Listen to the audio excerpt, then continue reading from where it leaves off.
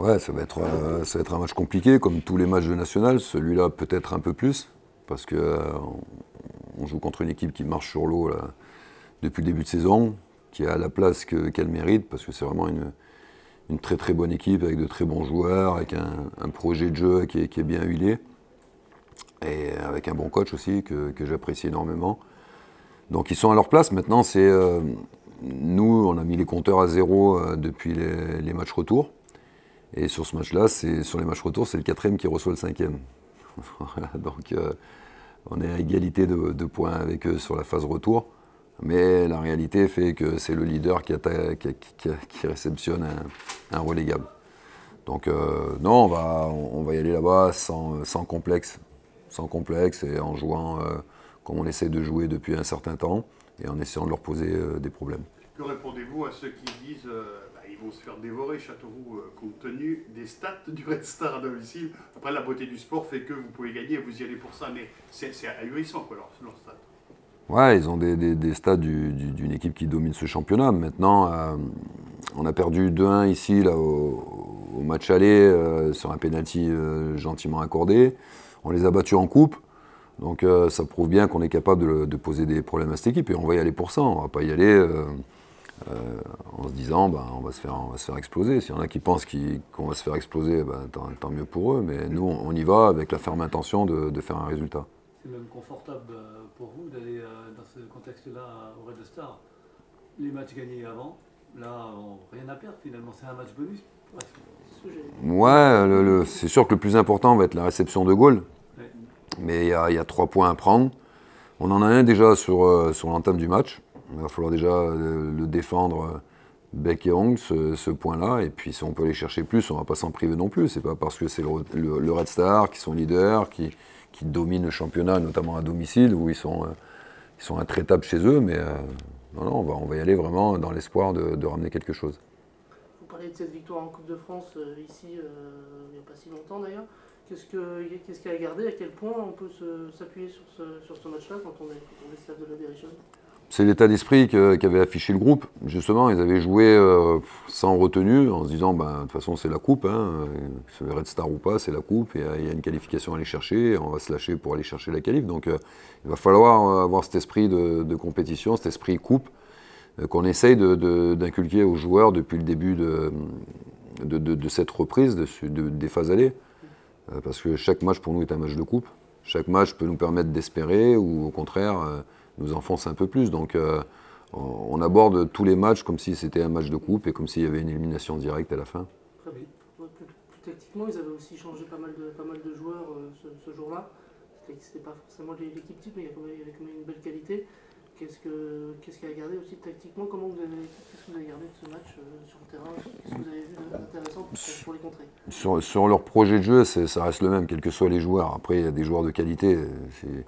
Ils remplacent Anani par Ndoye, ils remplacent Ifnaoui par Ben Ali, Durand par El Riti. Donc ils ont des joueurs qui, même ceux qui ne jouent pas, ils sont titulaires dans n'importe quelle autre équipe de nationale. Donc oui, ils avaient fait tourner quelques joueurs, pas tous, hein, quand ils sont venus ici, mais leur projet de jeu reste le même.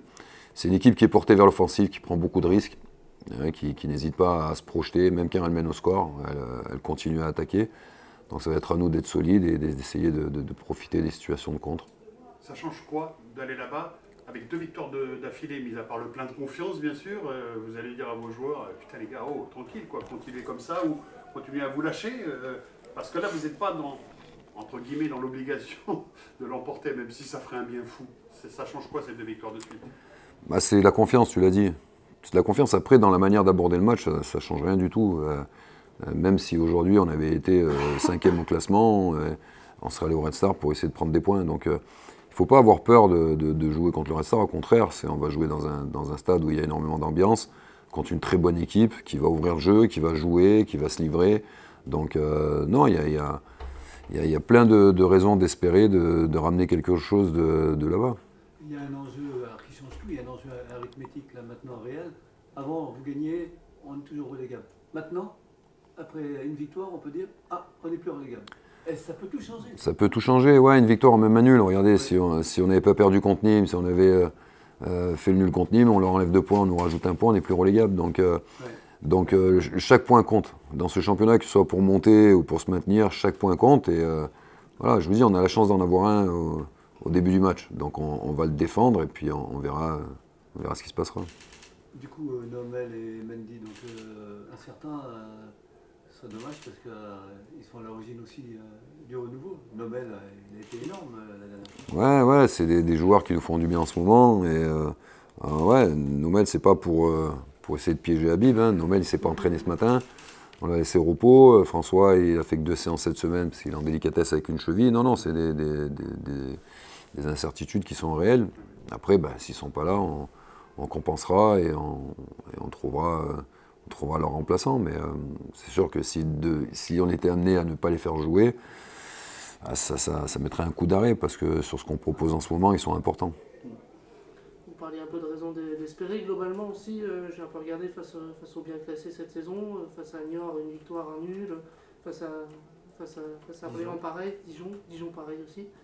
Finalement, vous réussissez plutôt bien face aux bien classés. Comment vous expliquez ça depuis le début de saison en fait? Parce que c'est souvent des équipes qui, eux, ont plus de maîtrise que nous sur l'aspect technique. Donc on laisse un peu la possession à ces équipes-là qui ont un peu plus de possibilités que nous. Et on est assez solide et en contre, on arrive à se créer des opportunités. Et c'est ce qui va se passer demain au Red Star. C'est une équipe qui a la possession, c'est une équipe qui joue haut, qui joue chez l'adversaire, qui